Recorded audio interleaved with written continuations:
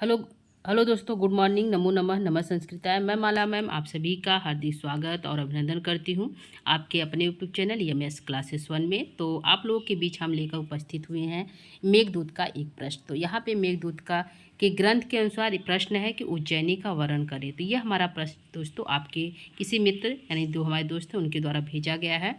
तो मेघदूत ग्रंथ के अनुसार उज्जैनी का वर्णन करें, यह हमारा प्रश्न है। तो आइए हम लोग चलते हैं उत्तर की तरफ। यहाँ पे हमने पूरा प्रयास किया है कि आपके उत्तर जो है आपके पास सटीक रूप से प्राप्त हो।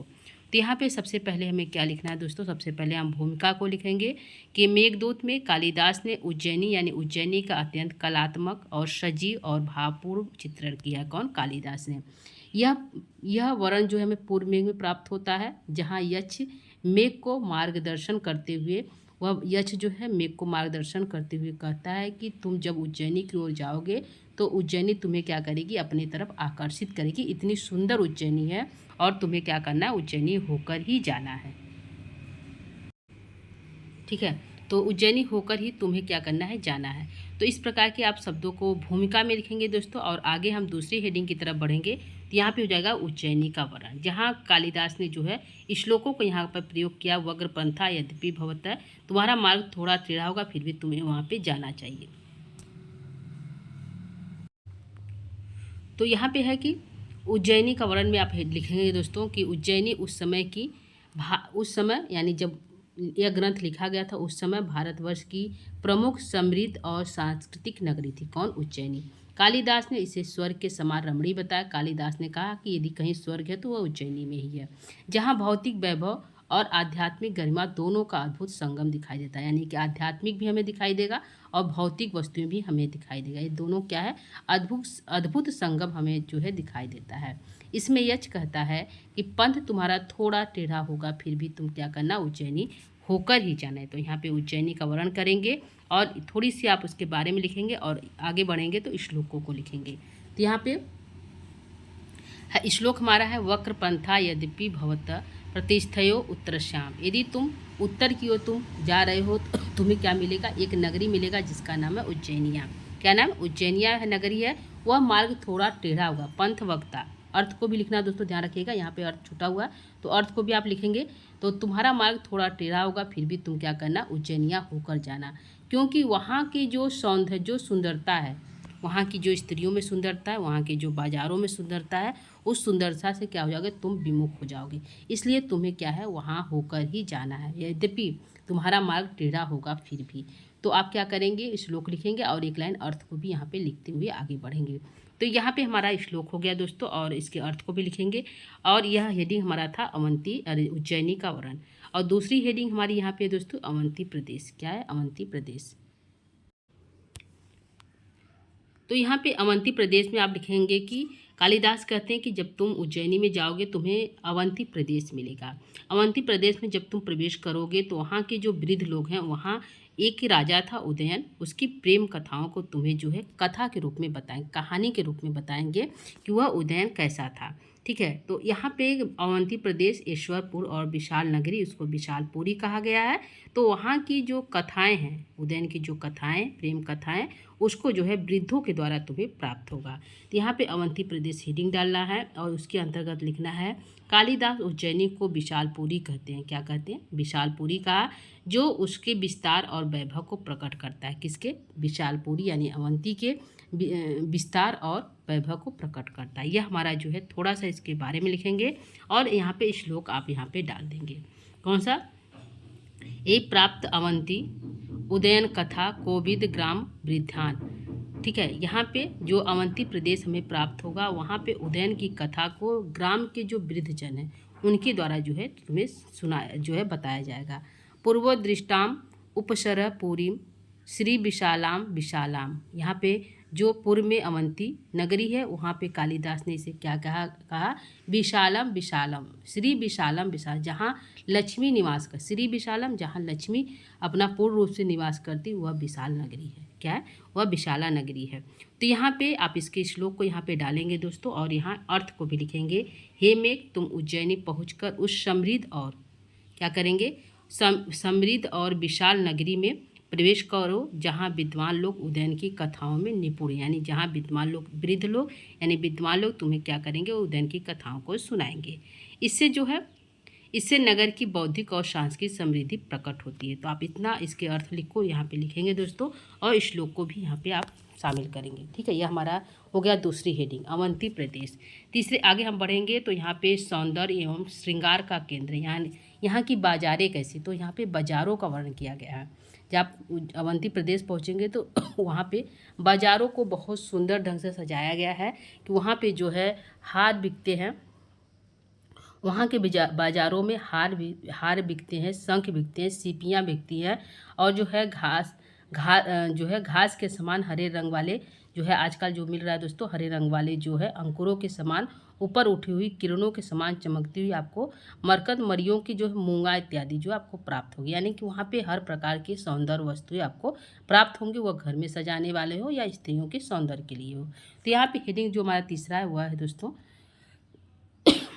सौंदर्य एवं श्रृंगार का केंद्र है अवंती प्रदेश यानी उज्जैनी, और वहाँ बाजारों का वर्णन किया गया। तो यहाँ पे हेडिंग आप तीसरा सौंदर्य एवं श्रृंगार का केंद्र यानी कि बाजारों का वर्णन आप करते हुए यहाँ पे लिखेंगे उज्जैनी की स्त्रियाँ अत्यंत सुंदर, सुसज्जित और कला प्रेमी हैं। वहाँ का वातावरण प्रेम और सौंदर्य से परिपूर्ण है। वहाँ के बाजारों में स्त्रियों और पुरुषों के वस्त्र आभूषण रेखांकित करते हैं, यानी कि वहाँ पे स्त्रियों के वस्त्र और आभूषण क्या हमें दिखाई देते हैं, बिकते हैं। तो यहाँ पे आप हेड जो है श्लोकों को डालेंगे। ठीक है, ध्यान रखिएगा, हेडिंग डालने के बाद उसके बारे में थोड़ा बताएंगे और यहाँ पे श्लोकों को यहाँ पे लिखेंगे।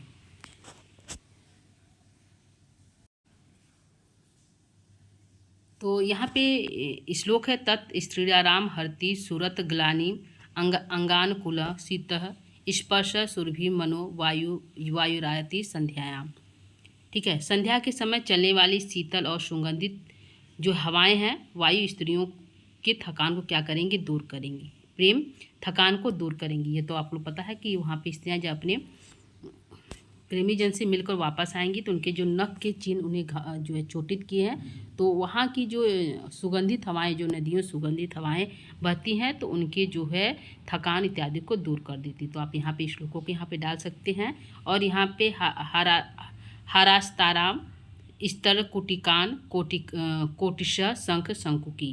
तो यहाँ के बाज़ारों में हमें क्या क्या मिलता है, तो यहाँ के बाज़ारों हमें जो है हार मिलता है, हार दिखाई देता है, और जो है शंख और सीपियाँ जो है वहाँ पे शंख शंकुकी, वहाँ के कोटिश मतलब करोड़ों की मात्रा में शंख और सीपियाँ, हार इत्यादि जो है वहाँ के बाज़ारों में दिखाई देता है। तो आप इस श्लोक को भी डालेंगे। दोनों श्लोक अलग अलग है दोस्तों, ध्यान रखिएगा, यह दोनों श्लोक अलग अलग है, एक एक लाइन है।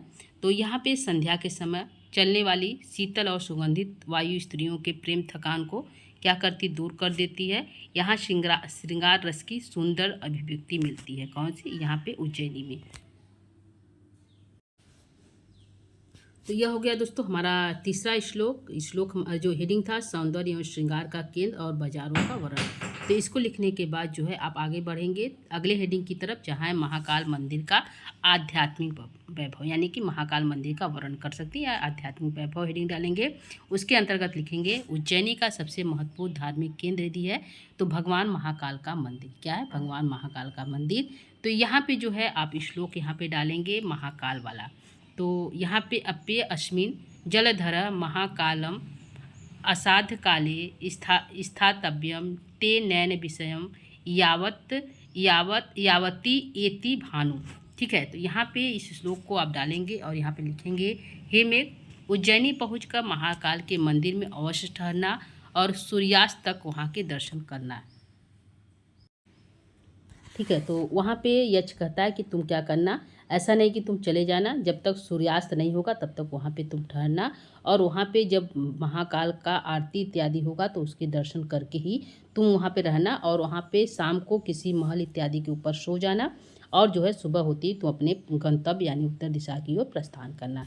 इतना जो है यक्ष जो है मेघ को कहता है। तो यहाँ पे आप इस थोड़े से श्लोक को डालेंगे जो हमारे महाकाल से है, भगवान से है, तो उसको आप डालेंगे और वहाँ अर्थ लिखेंगे हे मेघ, उज्जैनी पहुंचकर महाकाल के मंदिर में अवश्य ठहरना और सूर्यास्त तक वहाँ के दर्शन करना। इसमें उज्जैनी की धार्मिक महत्ता और आध्यात्मिक वातावरण स्पष्ट रूप से दिखाई देती है कि किस प्रकार यहाँ पे धार्मिक महत्व को यहाँ पे इस श्लोक के माध्यम से पता चलता है। तो यहाँ पे आप हेडिंग डालेंगे महाकाल मंदिर का आध्यात्मिक वैभव।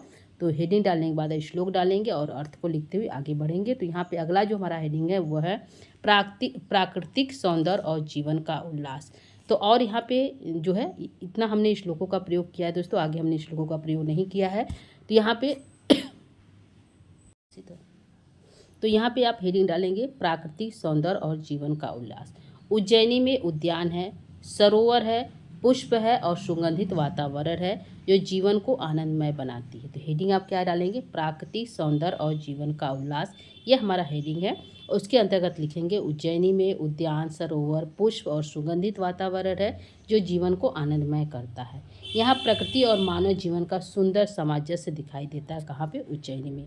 तो आप इस हेडिंग अंतर्गत इतना लिख सकते हैं और आगे बढ़ेंगे तो अगली हेडिंग आपको प्राप्त होगी जो है सांस्कृतिक समृद्धि। तो यहाँ के मंदिरों में आपने पढ़ा है कि महाकाल के मंदिरों में जो शाम के समय आरती होती तो नगाड़े इत्यादि जो है उत्सव इत्यादि नृत्य नगाड़े इत्यादि बजते हैं। तो यहाँ पे मेघ भी कहता है कि तुम वहाँ ठहरना, और जो साई दोस्तों यक्ष कहता है कि हे मेघ तुम वहाँ पे ठहरना और इस प्रकार से गर्जना करना कि मानो तुम्हें नगाड़े बजा रहे हो। तो यहाँ पे सांस्कृतिक समृद्धि भी वहाँ दिखाई देती है वहाँ के नगरों मंदिरों में। तो यहाँ पे हेडिंग आप डालेंगे सांस्कृतिक समृद्धि और उसके अंतर्गत लिखेंगे नगर में संगीत, नृत्य, उत्सव और कथाओं की परंपरा है। लोक कला और साहित्य में रुचि रखते हैं जिससे यह नगरी सांस्कृतिक रूप से अत्यंत विकसित प्रतीत होती है। तो आप इतना सांस्कृतिक समृद्धि यहाँ पे लिख सकते हैं। ठीक है, हेडिंग डालेंगे सांस्कृतिक समृद्धि। तो मंदिरों में सांस्कृतिक समृद्धि ऐसा भी हेडिंग डाल सकते हैं। यहाँ पे सांस्कृतिक समृद्धि मंदिरों में कर सकते हैं। मंदिरों में यदि आप मंदिरों में हेडिंग डालेंगे सांस्कृतिक समृद्धि क्या है, मंदिरों में दिखाई देती है मंदिरों में, तो आप इस यहाँ पे श्लोक का प्रयोग कर सकते हैं जो यक्ष कहता है कि तुम क्या करना, शाम के समय वहाँ पे रुककर नगाड़े इत्यादि बजाना जिससे जो यहाँ की जो चंडीश्वर है यानी चंडी के जो ईश्वर है वह क्या होंगे, बहुत प्रसन्न होगी। तो यहाँ पे एक कथा वाला जो श्लोक है उसको आप एक लाइन में यहाँ पे डाल सकते हैं। ठीक है, यहाँ पे जो कथा वाली श्लोक है कि तुम वहाँ पे शाम के समय नगाड़े बजाना, जब सूर्य अस्त होने लगेगा तब, तो लाल रंग का मानो वह जो है चर्म उस हाथी को मारकर जिस चर्म को ओढ़े थे महादेव और बहुत प्रसन्न हुए थे, तो तुम ऐसा जो है वहाँ का वातावरण बना सकते, इसलिए वहाँ रुक कर जाना। तो यहाँ पे हेडिंग के अंतर्गत सांस्कृतिक समृद्धि मंदिरों में हेडिंग डालकर यदि आप लिखना चाहते हैं तो यहाँ पे श्लोकों को एक लाइन आप प्रस्तुत कर सकते हो, वही चंडीश्वर वाला। ठीक है, तो इसके लिखने के बाद आप बढ़ेंगे आगे तो निष्कर्ष की तरफ। निष्कर्ष में हमें क्या लिखना है इसको देखते हैं। तो यहाँ पे निष्कर्ष में है उज्जैनी का वर्णन मेघदूत में एक नगर का वर्णन नहीं बल्कि एक आदर्श जीवन शैली का चित्रण है। ठीक है, यहाँ ईश्वर, सौंदर्य, प्रेम, धर्म और संस्कृति सभी का अद्भुत समन्वय मिलता है। कहाँ पे? उज्जैनी में। उज्जैनी में ईश्वर, सौंदर्य, प्रेम और धर्म, संस्कृति सभी का अद्भुत समन्वय मिलता है। इस प्रकार कालिदास ने उज्जैनी को स्वर्ग के समान मनोहर और पूर्ण नगरी के रूप में प्रस्तुत किया। कौन? कालिदास ने। तो यहाँ पे इस जो है निष्कर्ष को आप अवश्य लिखिएगा क्योंकि निष्कर्ष जो है पूरे उत्तर का जो है सार प्रस्तुत करता है। तो उज्जैनी का वर्णन मेघदूत में केवल नगर का वर्णन नहीं बल्कि एक आदर्श जीवन शैली का चित्रण है, इसको लिखेंगे। तो यह रहा दोस्तों आज की हमारी एक प्रश्नोत्तरी उज्जैनी का वर्णन। तो यह रहा आज की हमारी प्रश्नोत्तरी दोस्तों। उम्मीद करती हूँ यह प्रश्न का उत्तर आपको जो अच्छा लगे होगा। यहाँ पे हमने पूरा प्रयास किया है कि आपके उत्तर जो है सटीक आपके पास पहुँचे। तो यह रहा प्रश्न दोस्तों, आप एक बार जो है स्क्रीनशॉट ले सकते हैं। इसको हम 1 सेकंड के लिए आपके सामने प्रस्तुत करते हैं। तो यहाँ पे यह प्रश्न हमारा हो गया, यह भूमिका हमें लिखना है। ठीक है, आगे हम बढ़ेंगे तो उज्जैनी का वर्णन आप हेडिंग डालेंगे, इसको आप लिख सकते हैं, इसके श्लोकों को लिख सकते हैं। आगे बढ़ते हैं दोस्तों। तो आगे जो है दूसरा हेडिंग है जिसका नाम है अवंती प्रदेश। इसके श्लोकों को लिखेंगे और साथ में इसकी व्याख्या को भी आप प्रस्तुत करेंगे। तीसरा हेडिंग हमारा है सौंदर्य एवं श्रृंगार का केंद्र यानी बाजारों का वर्णन। दोनों आप यहाँ पे हैं, दोनों हेडिंग को एक साथ दिखाया गया है दोस्तों, बाजारों का वर्णन और सौंदर्य एवं श्रृंगार का केंद्र। तो इसको आप लिख सकते हैं और इसके श्लोकों को यहाँ पे आप देख सकते हैं। आगे हमारा है चौथा हेडिंग महाकाल मंदिर का आध्यात्मिक वर्णन।